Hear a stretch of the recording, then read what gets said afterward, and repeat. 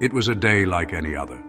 Students at Tumbler Ridge Secondary School in remote northern British Columbia were finishing up their lunch hour, joking with friends and planning their afternoons. In this mining town community of fewer than 3,000 people, school was supposed to be a safe place. Familiar hallways, caring teachers, dreams of sports and graduation. But on February 10th, 2026, at about 1:20 p.m. local time, everything changed. Suddenly and without warning, gunshots shattered the ordinary school day. Fear replaced laughter, confusion replaced routine, and in seconds, hope turned to horror. Classrooms went into lockdown. Teachers barricaded doors. Students hid under desks.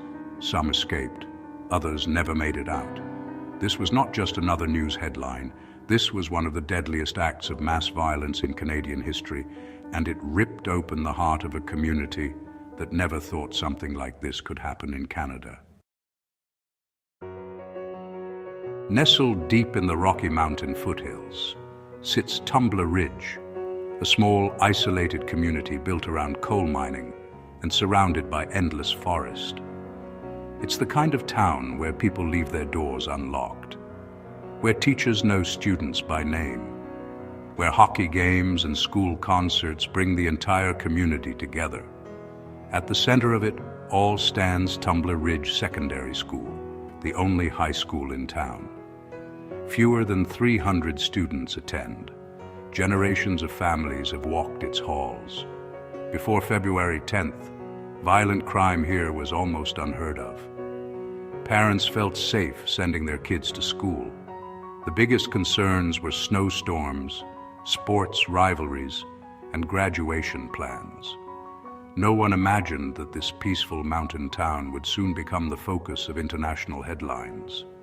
And that contrast between quiet safety and sudden terror is what makes this tragedy feel even more chilling. At approximately 1:20 p.m., multiple emergency calls flooded local dispatch.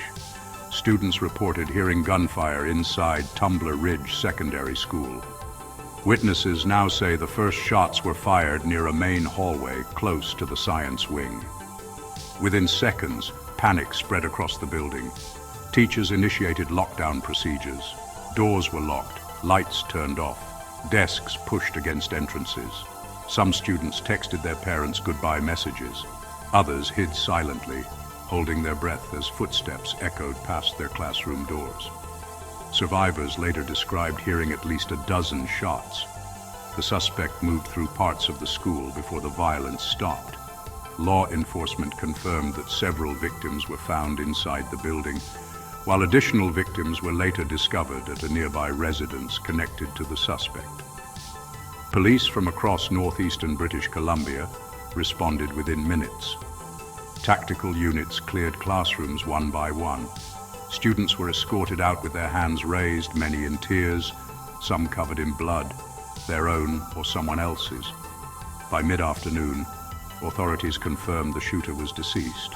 Officials later stated there was no ongoing threat to the public. In total, 10 people were killed, including the suspect.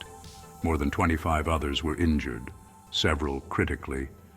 Parents waited for hours at a nearby community center, desperate for information. Some families were reunited. Others received the news no parent should ever hear. For this small Canadian town, the timeline of terror lasted less than an hour. But the trauma will last far longer.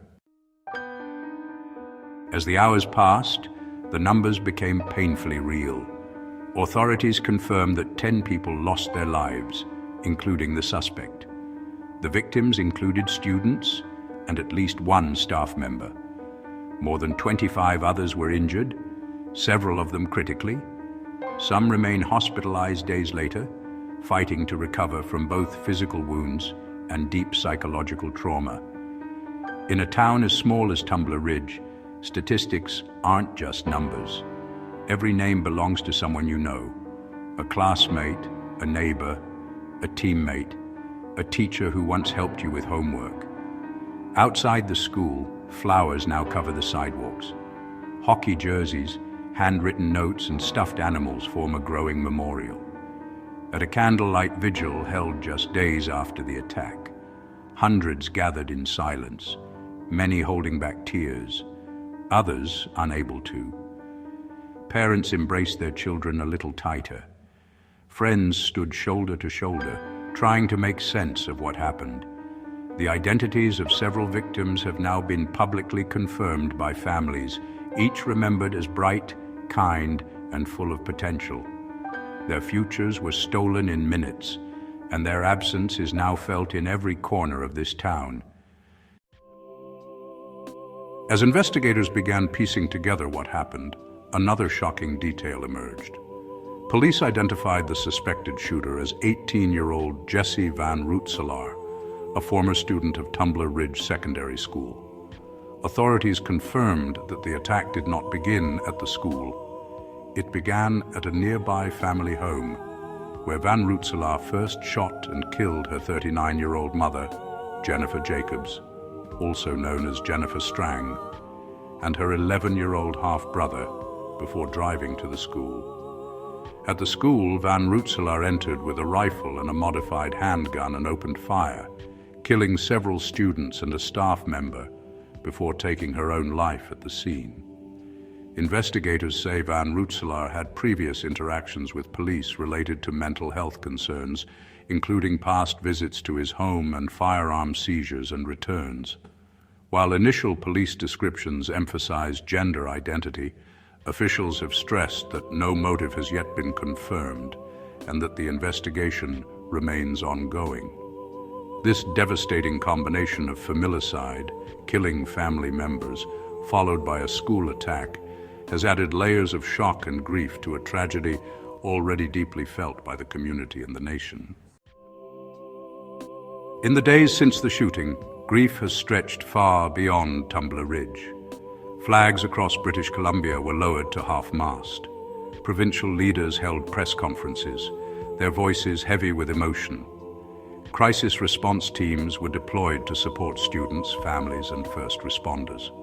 Canada's Prime Minister addressed the nation, calling the attack a heartbreaking act of violence that has shaken our country. He promised federal support for the victims' families and the ongoing investigation. Messages of condolence poured in from around the world. Leaders from allied nations expressed solidarity. Social media filled with tributes, photos, and memories of the young lives lost. But in Tumbler Ridge itself, the reaction has been deeply personal. Neighbors are cooking meals for grieving families. Churches have opened their doors for prayer and quiet reflection. Counselors are working around the clock. In a town this small, there is no separation from tragedy. Everyone knows someone who was there, and everyone is trying to understand how something so unimaginable could happen here. Mass school shootings are far less common in Canada than in the United States, largely because of stricter firearm regulations and licensing requirements. In Canada, gun owners must pass background checks, complete safety training, and register most restricted firearms. Handgun ownership is tightly controlled, and recent federal reforms have further limited access to certain weapons. Still, Canada is not immune to tragedy. The country remembers the 1989 massacre at Montreal's École Polytechnique, where 14 women were killed. It remembers the 2006 shooting at Dawson College. Now, Tumbler Ridge joins that painful history. In the wake of this latest tragedy, debate has reignited over gun access, mental health resources, and early intervention systems. Officials have not yet confirmed how the suspect obtained the firearm used in the attack, a key detail that may shape future policy discussions. For many Canadians, this incident feels like a rupture in a long-held belief that such horrors mostly happen elsewhere. But this time, it happened here.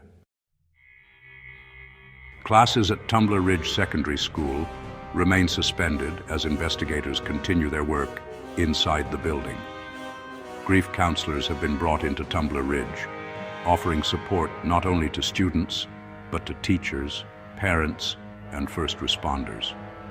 Temporary learning plans are being discussed, but officials say emotional recovery must come first. Memorial services continue nightly. Candles flicker against the cold mountain air. Healing will not come quickly, but this town is determined to stand together, even in its darkest hour. In a town surrounded by mountains and silence, the echoes of that afternoon still linger. Questions remain. Motives are still under investigation. Lives have been forever changed. What happened at Tumbler Ridge Secondary School will not be forgotten. This is the story of grief, shock, and a community forever marked.